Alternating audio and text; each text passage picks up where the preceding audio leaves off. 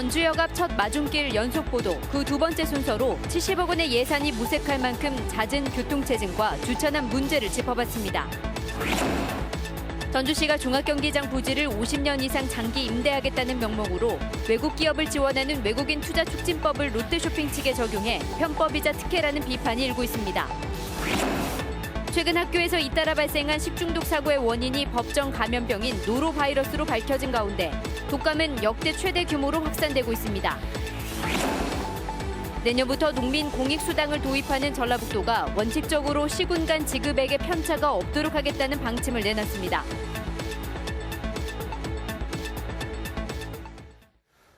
여러분 안녕하십니까? JTBC 8시 뉴스입니다.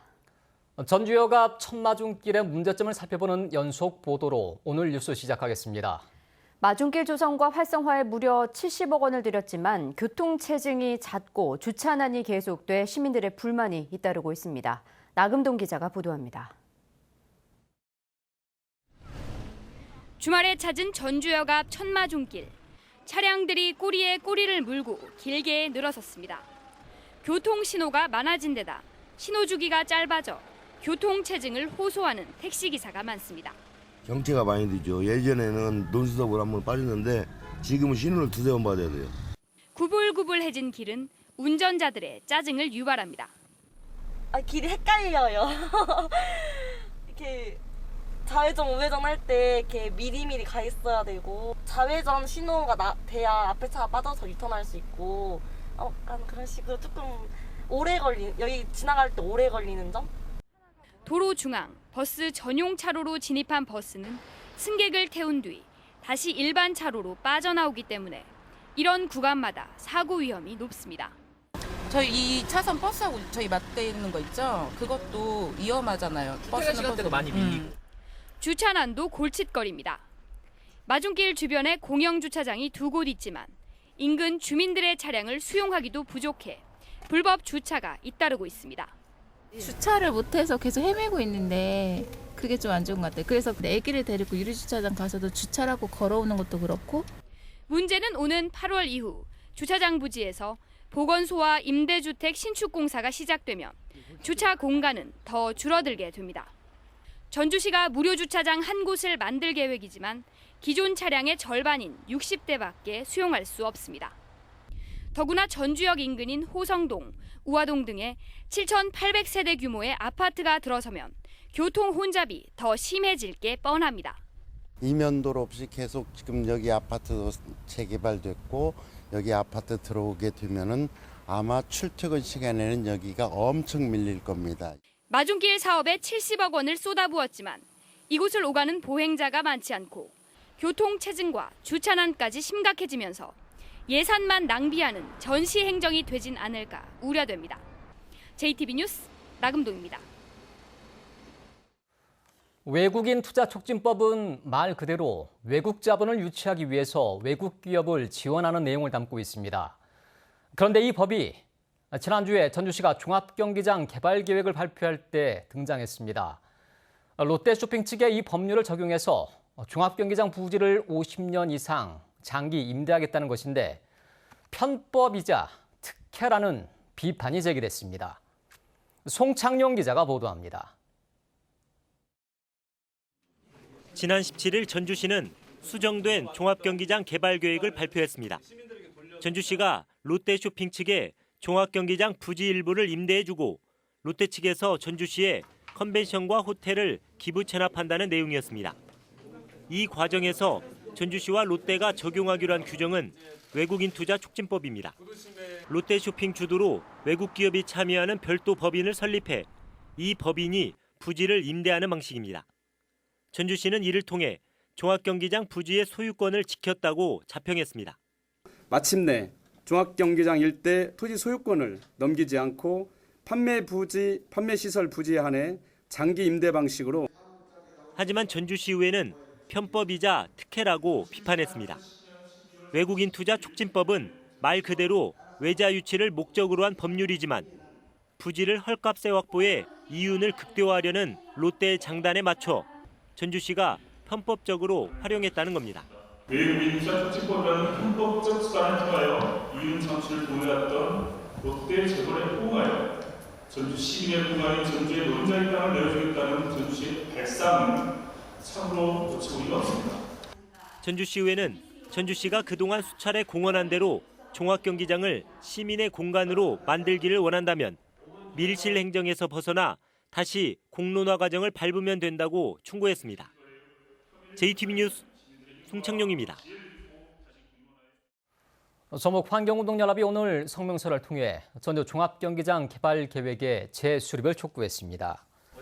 환경운동연합은 지난 17일 전주시가 밝힌 종합경기장 개발 계획이 2012년 개발 방식과 별반 다를 게 없다며 유통재벌 롯데의 영업 확장으로 지역 상권 몰락과 도시 난개발이 우려된다고 밝혔습니다.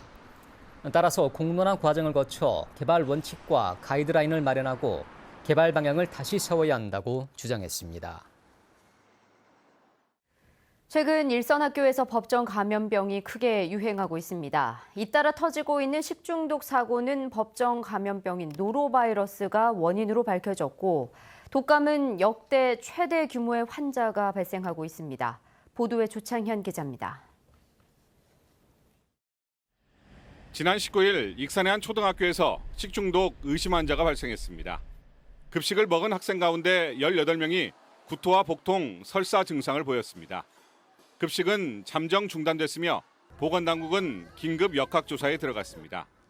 학교 측은 식중독과 감염병 두 가지 가능성을 모두 열어두고 대응하고 있습니다. 현재 환자 수가 16명인데 이 16명이 모두 결석이고요.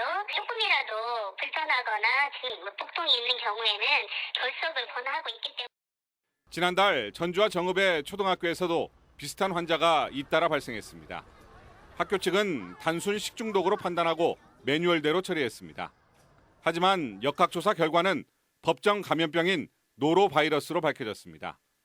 감염병은 발생 직후 마스크 착용, 일시적 격리 조치 등이 취해져야 하지만 결과가 나올 때까지 교육당국은 제대로 대응하지 못했습니다. 또 다른 사군 법정 감염병인 독감은 역대 최대 규모로 확산되고 있습니다. 신학기 시작 이후 지난주까지 학생 독감 환자 수는 5,200명을 넘었습니다. 지난해 같은 기간 600여 명과 비교해 8배 이상 늘었습니다. 지난 겨울 발령된 인플루엔자 유행주의보도 지금까지 이어지고 있습니다. 전주 같은 경우에 아침하고 낮 기온 차이가 굉장히 좀 있었거든요. 이럴 때 좀 많이 있더라고요. 오늘도 기온이 상당히 올라갔잖아요. 그러면은 아마 좀 내려갈 것 같아요. 감염성 질환자의 대부분은 면역력이 약한 유치원과 초등학생이어서 교육당국은 개인 위생에 특별히 신경 써줄 것을 일선학교에 지시했습니다. JTB 뉴스 조창현입니다. 전주시 폐기물 처리 시설인 종합 리사이클링타운 반입수수료 일부가 부당하게 사용됐다는 주장이 나왔습니다. 전주시 의회 허오키 의원은 주민 수건 사업비로 써야 하는 리사이클링타운 반입수수료 가운데 4,300만 원이 지난해 주민협의체 위원장 인건비와 법적 비용 등으로 전환돼 사용됐다고 주장했습니다. 또 협의체 운영비가 공무원과 정치인 경조사비 등에 쓰인 내역도 나왔다며 전주시가 철저히 관리 감독해야 한다고 지적했습니다. 전북연구원이 분석한 결과 지난 2017년을 기준으로 지역 소득의 7.6%인 3조 7천억 원이 다른 지역으로 빠져나간 것으로 나타났습니다. 소득 역외 유출의 주된 원인으로는 분공장과 지사, 영업소 중심의 산업 구조가 지목됐습니다.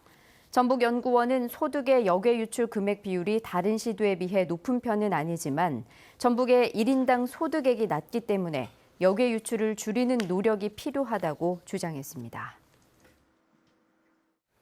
진안군 의료원이 최근에 직원들의 월급을 제때 주지 못한 것으로 밝혀졌습니다. 의료원은 운영할수록 적자가 나기 때문에 일단 진안군에서 돈을 당겨받아서 급한 불은 껐지만 아랫돌 빼서 윗돌을 괴는 것이나 마찬가지입니다. 오정현 기자가 보도합니다. 진안군 의료원 직원들이 곤란을 겪은 건 한 달 전. 월급이 적게 들어와서입니다. 70%만 일단 들어가고 최대한 빨리 30% 지급해주겠다고. 어렵다고 하는데 어쩌겠어. 장구가 넉넉치 않아 벌어진 일입니다. 100% 정상 지급했어도 1억 원 정도 여유는 있었지만 이 정도 돈으론 당장 의료원을 꾸려가기 충분치 않다고 판단한 겁니다. 적자가 지금 이제 나는 형국이고 왜 그러냐면 인건비 대비 벌어들이는 돈이 조금씩 이제 줄어들다 보니까 지원해서 조금만 갖고 직원들한테 이제 협의하고. 결국 의료원은 하반기 출연금을 미리 당겨받아 코앞의 문제를 해결하고 최근 4월 급여를 정상 지급했습니다. 하지만 문제는 남았습니다. 임금과 관리 운영비 포함 진안군 의료원의 한 달 평균 지출은 7억 원. 하지만 수익은 4억 원 정도에 그치고 있습니다. 그만큼의 부족분을 출연금으로 메우는 구조인데 상반기 출연금 12억 원이 석 달 만에 바닥난 것처럼 미리 받은 하반기 출연금 10억 원도 머지않아 모자랄 게 뻔해서입니다. 9월이나 이제 10월 정도 접어들으면서 수지 분석을 한번 해봐가지고 군 추경 때 한번 이제 요청을 한번 해볼 계획이죠. 부족한 돈은 다시 군에 손을 벌려야 할 상황. 공공의료의 적자 운영은 불가피하다는 게 공론이지만 비효율이나 투명성 부족에서 온 경영 악화는 아닌지 짚어볼 필요가 있어 보입니다. JTB 뉴스 오정현입니다. 여야 사당이 선거제 신속 처리 절차의 전격 합의함에 따라서 전북 선거구에도 많은 변화가 예상되고 있습니다. 국회 원내 5당 가운데 자유한국당을 제외한 여야 사당은 선거제 개편과 공수처 등 개혁 법안을 묶어 이른바 패스트트랙으로 처리하기로 합의하고 내일 당별로 추인 절차를 밟을 예정입니다. 당초 여야 사당의 합의안에 따르면 전북의 국회의원 지역구는 기존 10석에서 2~3석가량 줄고 선거구도 대폭 변화할 것으로 보여 현역 의원과 입지자들의 눈치 싸움이 치열해질 것으로 보입니다. 제3 금융중심지 지정이 보류된 가운데 민주평화당이 지정 필요성과 추진 방안을 마련하기 위한 토론회를 개최합니다. 오는 24일 도의회에서 열리는 토론회에는 김광수, 박주현 의원과 정의준 전주대 교수 등이 참석해 제3 금융중심지의 현재 상황을 진단하고 대응 논리를 모색할 예정입니다. 평화당 전북희망연구소장인 박주현 의원은 정부가 부산은 제2금융중심지로 지정한 뒤 여건을 조성해줬으면서 전주는 여건을 먼저 만들라는 건 어불성설이라며 연기금 중심의 전북 금융산업은 부산, 경남과는 지향점이 다르다는 입장입니다. 민주평화당 정동영 대표는 라돈 문제를 해결하기 위해서 라듐이 기준치 이상 함유된 건축자재를 금지하는 법안을 통과시켜야 한다고 말했습니다. 정동영 대표는 평화당 최고위원 회의에서 라돈 매트리스 사태 당시 국민을 라돈 공포에서 해방시키겠다던 정부의 약속이 지켜지지 않고 있다며 정부와 국회가 라돈 문제 해결에 앞장서야 한다고 밝혔습니다. 정 대표는 라돈 방출의 원인이 되는 라돈 함유 건축자재의 사용을 금지하는 주택법과 실내 공기질관리법 개정안을 발의했지만 국회 후속 절차가 속도를 내지 못하고 있습니다. 전국에서 도입이 활발한 농민수당이 같은 시도에서마저 시군마다 지급액이 달라 논란이 일고 있습니다. 내년 도입을 앞둔 전라북도는 원칙적으로 시군 간 편차는 없도록 하겠다는 방침입니다. 권대성 기자의 보도입니다. 전남 해남군은 올해부터 농민수당을 주고 있습니다. 연 60만 원 지급할 계획인데 1년 이상 해남군 관내에 주소를 두고 직접 실경작하는 농업인에게 지급이 됩니다. 그런데 전남에서는 시군마다 지급액이 들쭉날쭉해 논란도 일고 있습니다. 1년에 60만 원인 곳이 있는 반면 2배가 많은 120만 원을 주는 곳이 있습니다. 전라북도도 내년부터 14개 시군에서 이른바 농민 공익수당을 도입합니다. 하지만 지급액은 아직 결정하지 못했습니다. 그런데 고창군이 한 달에 농가당 5만 원, 1년에 60만 원을 지급하겠다는 안을 내나 지급액 논의에 불을 지폈습니다. 전라북도는 기본적으로 시군 간 편차가 없도록 시군과 협의하겠다는 방침입니다. 도 전체적으로 또 시군이 함께 어떤 일정한 요건을 정하고 또 그 요건에 맞는 대상자에게 또 어떤 적정한 어떤 그 지원을 해 나가는 방법이 또 도나 시군의 모두에게도 더 좋다라고 생각이 듭니다. 전라북도는 이달 말까지 4개 권역별로 농민 등의 의견을 들은 뒤 오는 10월까지는 지급액 등을 확정할 계획입니다. JTB 뉴스 권대성입니다. 전북농협이 지역 출신 신입 직원 40여 명을 채용합니다. 전북농협은 11개 시군 지역농협과 2개 축협, 2개 원협, 전북인삼농협이 신입 직원을 선발하기 위해 오는 26일까지 농협 홈페이지에서 원서를 접수한다고 밝혔습니다. 응시 자격은 본인과 부모 가운데 한 사람의 주민등록상 주소지가 해당 지역에 있어야 되며 직무 능력 검사와 6월 초 면접을 거쳐 최종 합격자를 선발하게 됩니다. JTB 전주방송 4월 시청자위원회가 오늘 전주방송 대회의실에서 열렸습니다. 전주방송 시청자위원들은 3.1운동과 대한민국 임시정부 수립 100주년을 기념해 전북의 독립운동가를 조명한 전북의 발견이 의미 있는 방송이라 평가하고 독립운동에 대한 연구와 발굴이 계속 이어지길 바란다고 덧붙였습니다. 김태곤 전주방송 대표이사는 잘 알려지지 않은 돈의 숨은 인물을 발굴해 지역민의 자긍심이 되는 프로그램을 만들겠다고 말했습니다. 전북지방경찰청은 공금을 횡령한 혐의로 도내 한 체육회 전 사무국장 62살 유모 씨를 불구속 입건했습니다. 유 씨는 지난 2016년 8월부터 지난 1월까지 도내 한 체육회 사무국장으로 재직하면서 수천만 원의 공금을 몰래 빼돌린 혐의를 받고 있습니다.